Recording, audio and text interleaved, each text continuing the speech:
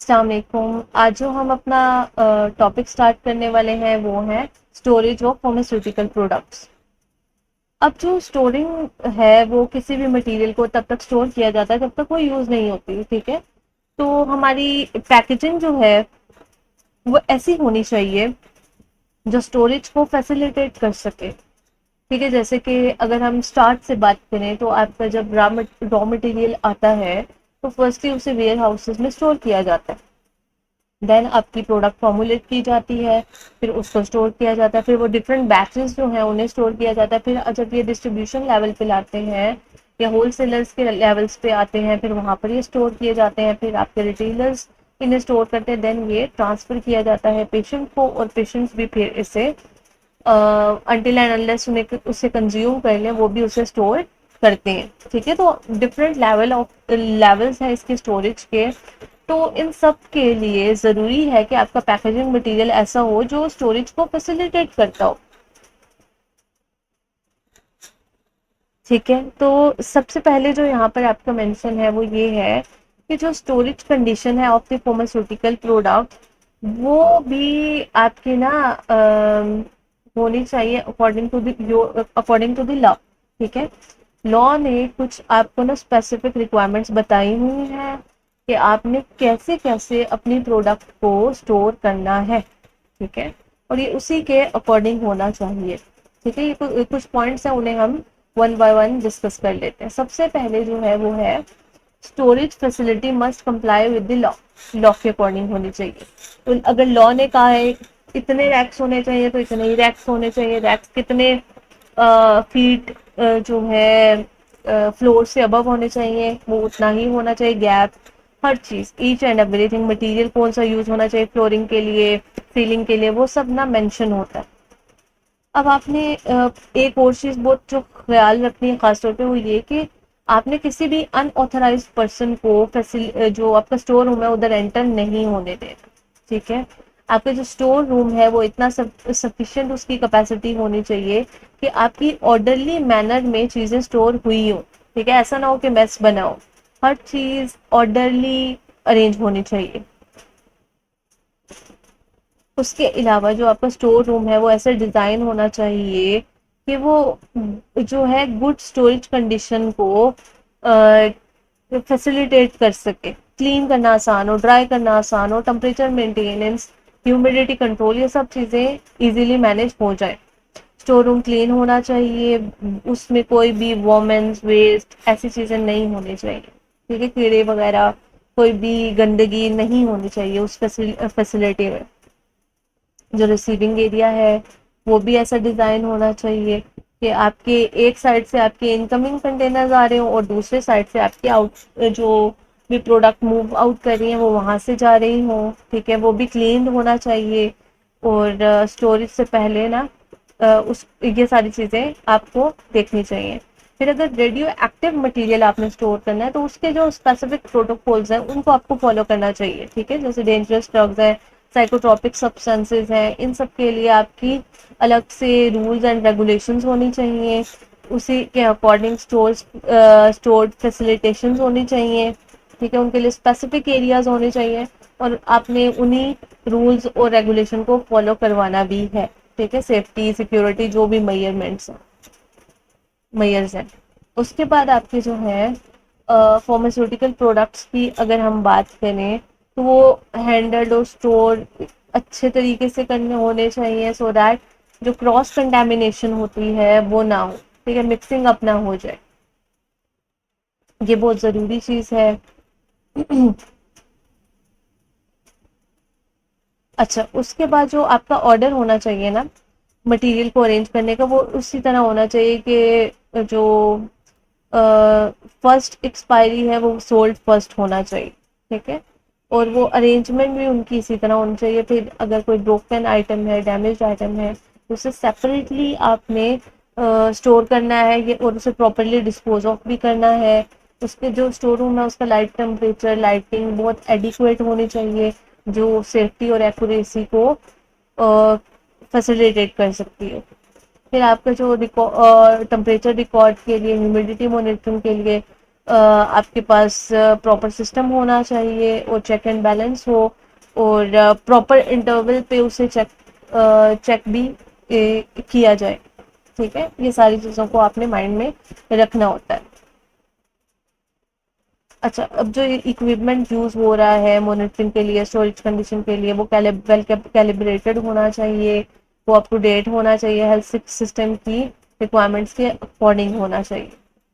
और आपने ना ये जो जितना भी डाटा होता है वो उसे आपने रिकॉर्ड करके रखना होता है, सो दैट जब आपकी इंस्पेक्शन हो तो आप ये सारा डाटा शो कर सकें। जैसे कि आपकी स्टोरेज कंडीशन से रिलेटेड, रूम टेम्परेचर से रिलेटेड, फ्रिज है तो फ्रिज टेम्परेचर से रिलेटेड। ठीक है, ये सारा डाटा आपके पास क्या होना चाहिए, अवेलेबल होना चाहिए डॉक्यूमेंट्स के फॉर्म में। और अगर आपकी जो फैसिलिटीज है उसमें पॉइजन्स वगैरह के लिए जो भी ऐसे मटेरियल्स हैं उनके लिए प्रॉपर लाइसेंस आपके पास होना चाहिए, अप्रूवल्स होने चाहिए, और सिक्योरिटी कंट्रोल भी प्रॉपर होना चाहिए। ठीक है, तो ये सारी आपकी किससे रिलेटेड थी, ये सारी आपकी थी स्टोरेज कंडीशन से रिलेटेड। इसके बाद जो हम डिस्कस करेंगे वो हम करेंगे क्वालिटी कंट्रोल और क्वालिटी एश्योरेंस को, कि वो आपकी मैन्युफैक्चरिंग में कितना इंपॉर्टेंट रोल प्ले करती हैं। अब हम इसकी ना अगर हम देखें अपने टॉपिक का नेम, तो वो है an understanding quality control of pharmaceuticals. कि हमने अब थोड़ी सी देखना है कि क्वालिटी कंट्रोल क्या होता है फार्मास्यूटिकल्स का। ठीक है, यानी कि आपकी जो डोजेज फॉर्म्स हैं, जो आपकी ये जो फाइनल प्रोडक्ट्स हैं, इनमें क्वालिटी कंट्रोल को कैसे इंश्योर किया जाता है। ठीक है, आपके पास ना फार्मास्यूटिकल इंडस्ट्री में दो टर्म्स यूज की जाती हैं, एक होती है क्वालिटी कंट्रोल, एक होती है क्वालिटी एश्योरेंस। क्वालिटी एश्योरेंस एक ब्रॉड टर्म है जिसके अंडर जो जिसका एक पार्ट है क्वालिटी कंट्रोल। ठीक है, क्वालिटी एश्योरेंस की अगर हम बात करें तो इसमें आपके वो सारे चीजें आ जाती हैं, वो सारी वर्क जो है, सारे काम आ जाते हैं जो कि आपकी क्वालिटी को अश्योर करने के लिए यूज किए जाते हैं, वो सारे स्टेप्स आ जाते हैं। ठीक है, अब इसमें आपकी जैसे ही अगर आप कह लें कि प्रेमिसेस में आपके प्रेमिसेस बनाए जाते हैं। ठीक है, उधर वहां से ये स्टार्ट हो जाता है प्रोसेस, कैसे बनेगा, कितनी कैसे फ्लोरिंग होगी, कौन कौन वर्क करेगा, कौन सा डिपार्टमेंट कैसा है, उसके एसओपी, जीएमपी, हर चीज, ईच एंड एवरीथिंग जो डिटर्मिन करता है वो होती है आपकी क्वालिटी एश्योरेंस। ठीक है, मतलब आप ऐसे समझ लें इसको कि आपकी ये जितनी चीजें हैं ना, जितनी वर्किंग हो रही है एक इंडस्ट्री के अंदर, उस सब को उस सब को वो सब प्रॉपर मैनर में क्यों किया जा रहा है, वो सब प्रॉपर मैनर में इसलिए किया जा रहा है ताकि आपके पास एक सेफ एफिकेशियस प्रोडक्ट बन सके और वो मार्केट में लॉन्च किया जा सके। ये है मेन गोल। ठीक है, अब उस चीज को अश्योर करने के लिए आप ये सारा सिस्टम बना रहे हो और इन सब चीजों को देख रहे। ठीक है, एसओपीज बना रहे हो, हर चीज को प्रॉपरली मैनर में आप करवा रहे हो। ठीक है, तो ये सारा जो प्रोसेस होता है, ये सारा प्रोसेस क्वालिटी एश्योरेंस के अंडर आ जाता है। ठीक है, अब इसी क्वालिटी एश्योरेंस में कि क्वालिटी को अश्योर करना है हमने कि 100% एफिकेशियस प्रोडक्ट बनानी ही बनानी है। ठीक है, अब उसके लिए फिर जो कुछ उसका जो फर्दर है वो लिंक, फिर उसमें आ जाता है क्वालिटी कंट्रोल का, कैसे आप क्वालिटी को मेंटेन कर सकते हैं, कंट्रोल कर सकते हैं। ठीक है, अब अगर हम सिर्फ वर्ड क्वालिटी को देखें तो ये बेसिकली करेक्टरिस्टिक्स होती हैं आपकी प्रोडक्ट की, उसकी क्वालिटेटिव करेक्टरिस्टिक्स भी, क्वांटिटेटिव करेक्टरिस्टिक्स भी, मतलब वो अ, उसकी क्वालिटी कैसी है और क्वांटिटी कैसी है, दोनों पर्सपेक्टिव में हम क्वालिटी को डिफाइन करते हैं। अगर हम क्वालिटी कंट्रोल प्रोसेस की बात करें तो बेसिकली ये आपकी लेबोरेटरिकल टेक्निक्स होती हैं जो कि आपकी ना हर पॉइंट पे की जाती हैं। जैसे अभी रॉ मटेरियल आया, उसका क्वालिटी कंट्रोल टेस्ट होगा।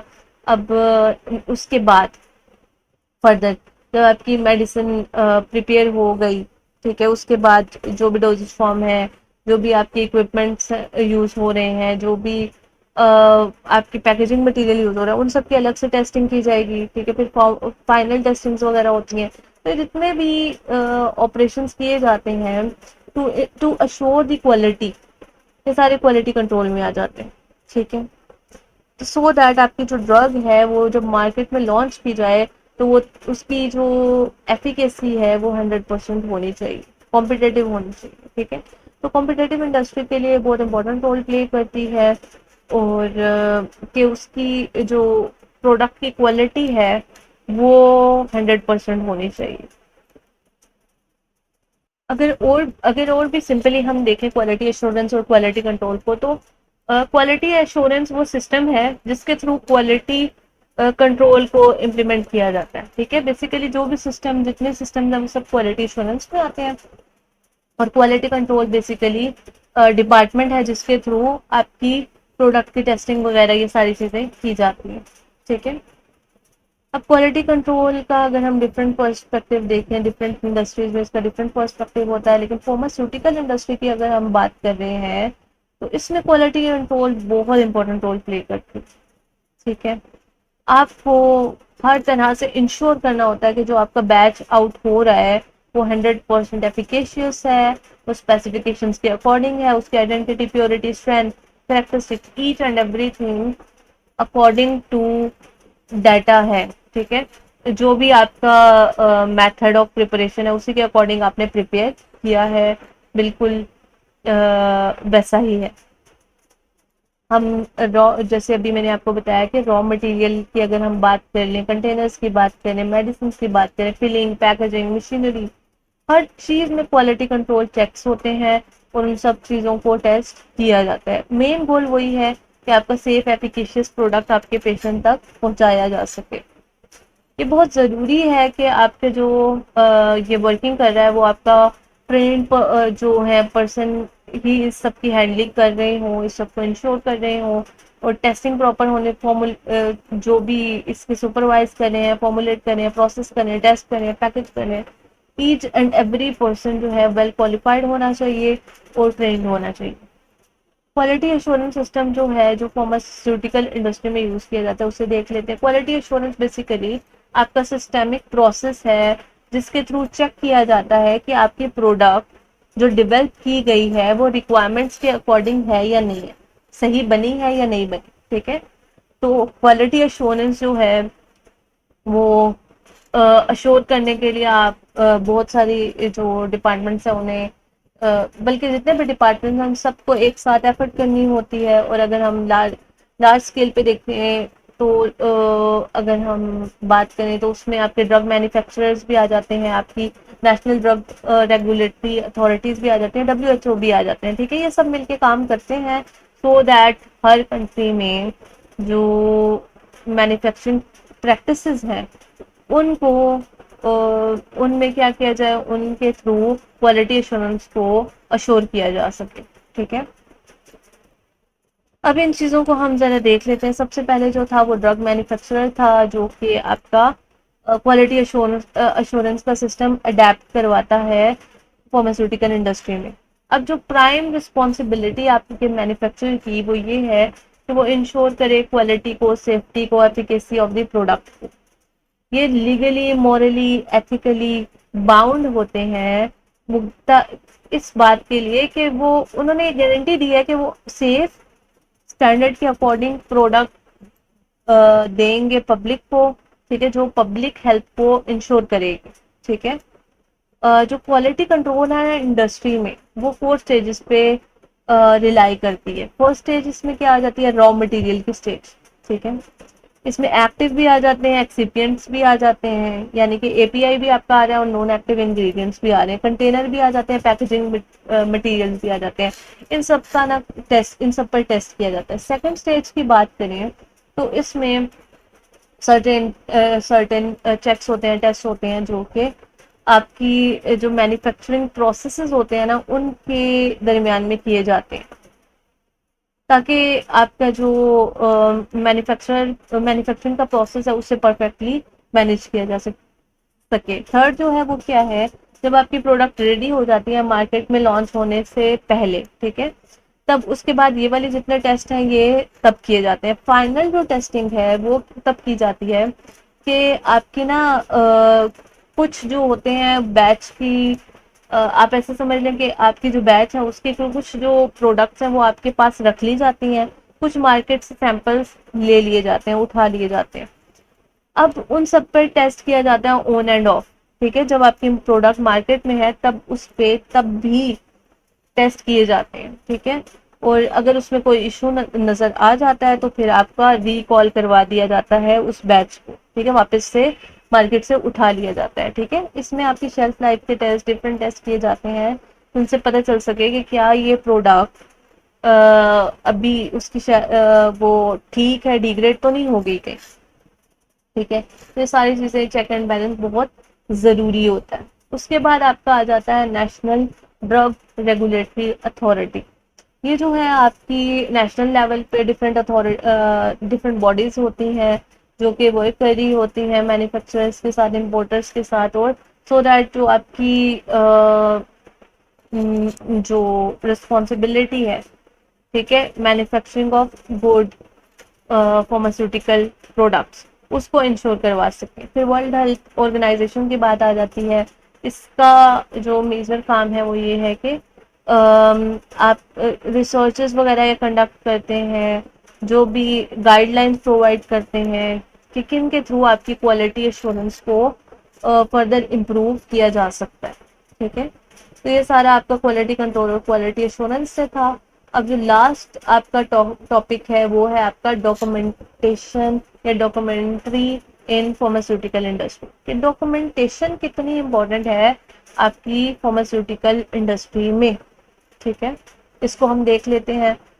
जो डॉक्यूमेंटेशन आपका होता है ना, ये आपका रिटन प्रूफ होता है कि आपने अपनी प्रेमिसेस में क्या क्या किया है। ठीक है, एक हम लोग अपनी फार्मास्यूटिकल इंडस्ट्री में एक टर्म यूज करते हैं या एक लाइन यूज करते हैं कि write whatever you do और do whatever you write.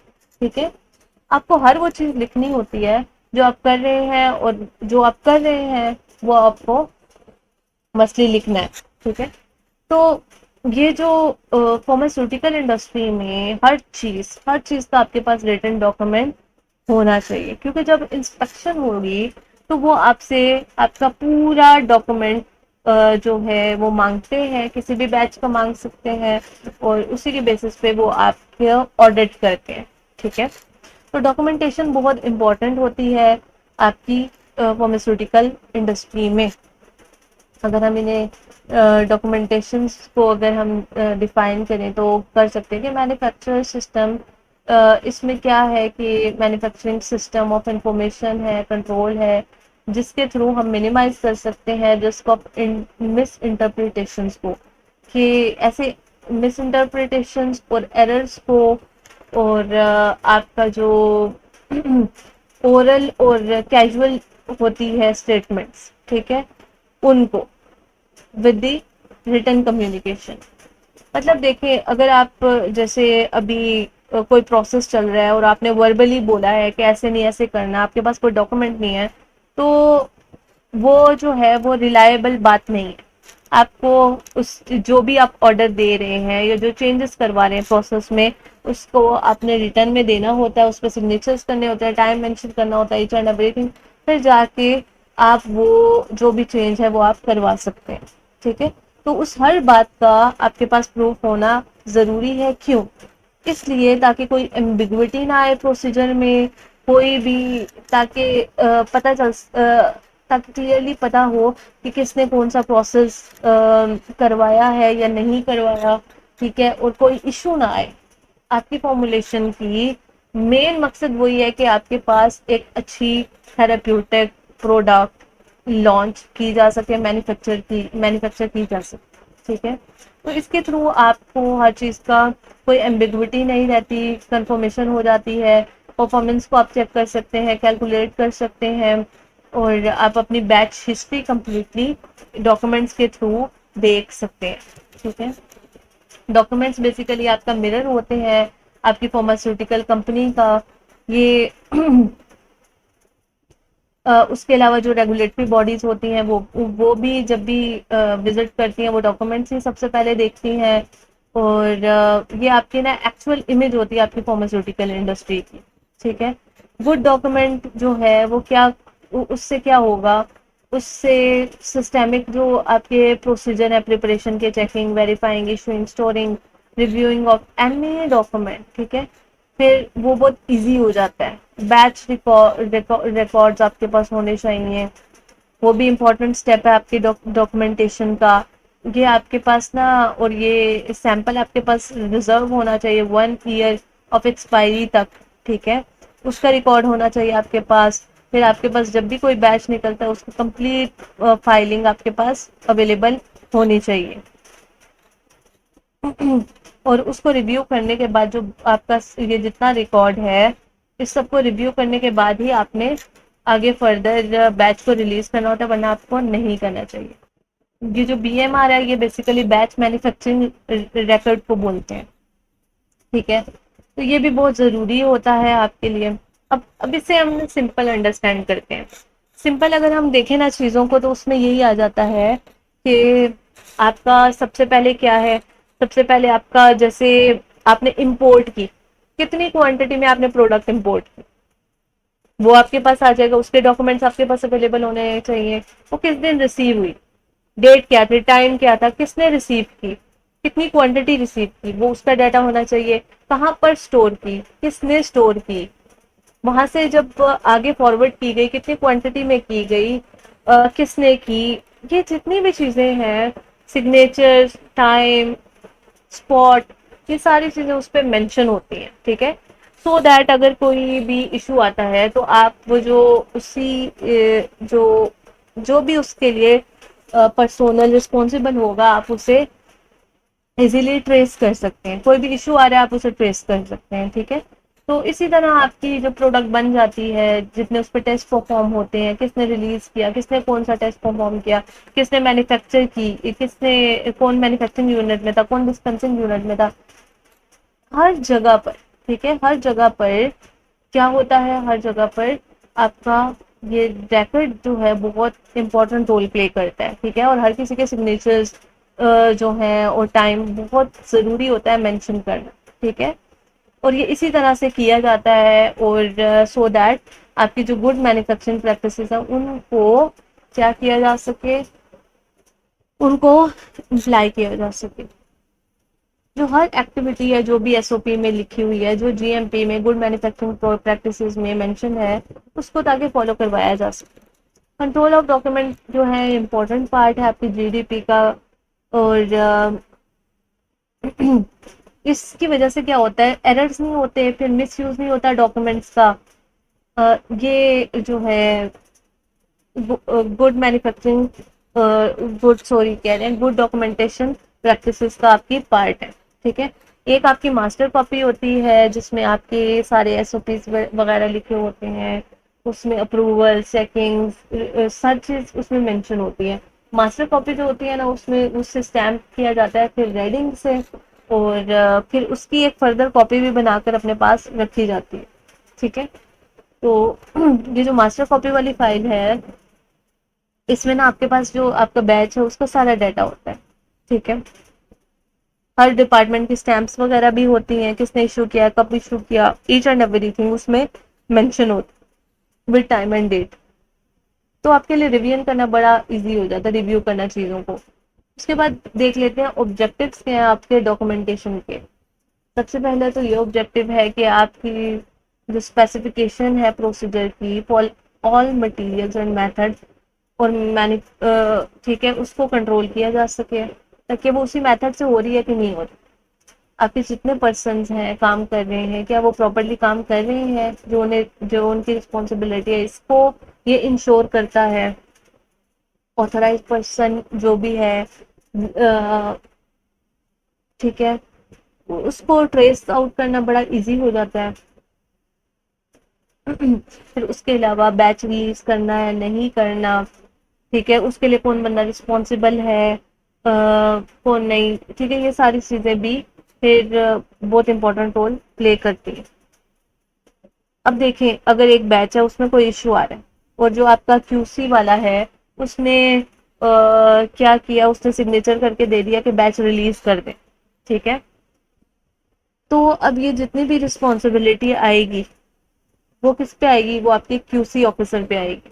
ठीक है, इसके अगर हम इसको देखें दूसरी तरह से, तो अगर वो आपका क्यूसी ऑफिसर बैच को रिलीज करने से रोक देता है, ठीक है, तो फिर उसे ये सारी जो टेस्टिंग होती है वो सब दिखानी होती है कि कहाँ पर इशू आ रहा है, कितना इशू आ रहा है, फिर बाकी इन्हीं डॉक्यूमेंट्स के थ्रू ही ट्रेस किया जाता है कि एरर किसकी वजह से आया। ठीक है, तो ये सारी चीज़ों के लिए प्रॉपर डॉक्यूमेंटेशन बहुत ज़रूरी होती है। अब जो आपकी इंश्योर और क्या इसका ऑब्जेक्टिव होता है, और ये होता है कि आपकी जो डॉक्यूमेंटेड एविडेंस है उनकी ट्रेसेबिलिटी, ठीक है, रिकॉर्ड्स, ऑडिट ट्रेल्स, इन सब के लिए, इन्वेस्टिगेशन के लिए आपके प्रॉपर डॉक्यूमेंटेशन होना बहुत ज़रूरी है। फिर आपकी जो डाटा की रिक्वायरमेंट होती है, रिव्यूज होते हैं, स्टैटिकल एनालिसिस होते हैं, आपके अपने पर्सनल एनालिसिस होते हैं, ऑडिट्स होते हैं, उन सब के लिए भी आपके डॉक्यूमेंट बहुत इंपॉर्टेंट रोल प्ले करते हैं।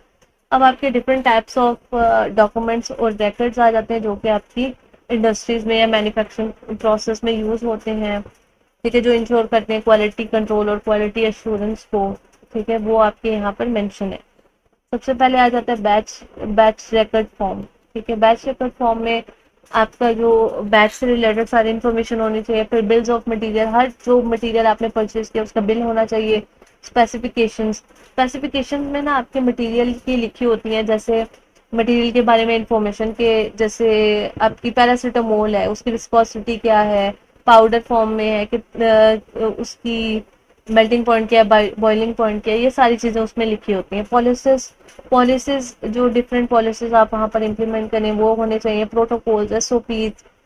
ठीक है, स्टैंडर्ड ऑपरेटिंग प्रोसीजर्स, कैसे काम करना है, किसने करना है, क्या करना है, वर्क इंस्ट्रक्शंस, ये सारी चीज़ें भी उसका पार्ट होनी चाहिए। टेस्ट मेथड्स, कौन कौन से टेस्ट करने हैं, किस प्रोडक्ट के लिए करने हैं, किसने करने हैं, उसकी चेक लिस्ट कर लिए या नहीं किए।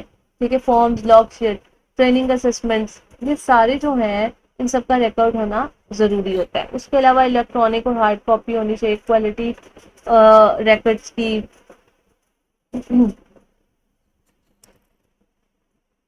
ये सब चीज़ें जो हैं आपकी करेक्शंस में, रिजर्व कन्फॉर्मेंस में, आपकी प्रिजर्वेशन, जो आपके प्रिजर्वेटिव एक्शंस होते हैं, इंटरनल इंस्पेक्शन होती है, चेंज कंट्रोल, ट्रेनिंग रिकॉर्ड, ये सारी जो है ना ये आपके पास डाटा होना चाहिए, और ये आपकी हेल्प आउट भी करती है। ठीक है, फिर सर्टिफिकेट ऑफ एनालिसिस है, सर्टिफिकेट ऑफ कंप्लायंस है, टेक्निकल ट्रांसफर रिपोर्ट्स हैं, वैलिडेशन डॉक्यूमेंटेशन है, ये सारी चीज़ें बहुत इंपॉर्टेंट रोल प्ले करती हैं। फिर आपका आ जाता है स्टैंडर्ड ऑपरेटिंग प्रोसीजर, जिन्हें हम कहते हैं एसओपी। एसओपीज बेसिकली आपके रिटन डॉक्यूमेंट होता है जो आपको स्टेप वाइज बताता है कि आपने जो प्रोसेस है या प्रोसीजर है कैसे करना है। ठीक है, कैसे आपने कोई काम करना है सो दैट जो 100% आप जो आउटकम चाहते हैं वो आप अचीव कर सकें। अब जो एसओपी में मॉडिफिकेशन है वो प्रॉपर इन्वेस्टिगेशन के बाद और आप कह लें कि रिसर्च के बाद ही की जा सकती है। ठीक है, वो ऐसा नहीं होता कि आप आज एसओपी बना रहे हैं कल फिर उसमें अमेंडमेंट करें, नहीं, इसमें आपका पूरा प्रोसीजर होता है और इन प्रॉपर इन्वेस्टिगेशन होती है और फिर ही आपकी जो एसओपीज हैं उनको चेंज किया जाता है। ठीक है, तो ये आपका लास्ट टॉपिक था आपके इंडस्ट्रियल का, आपका छोटा सा कोर्स था इसका जो अभी एंड हो गया।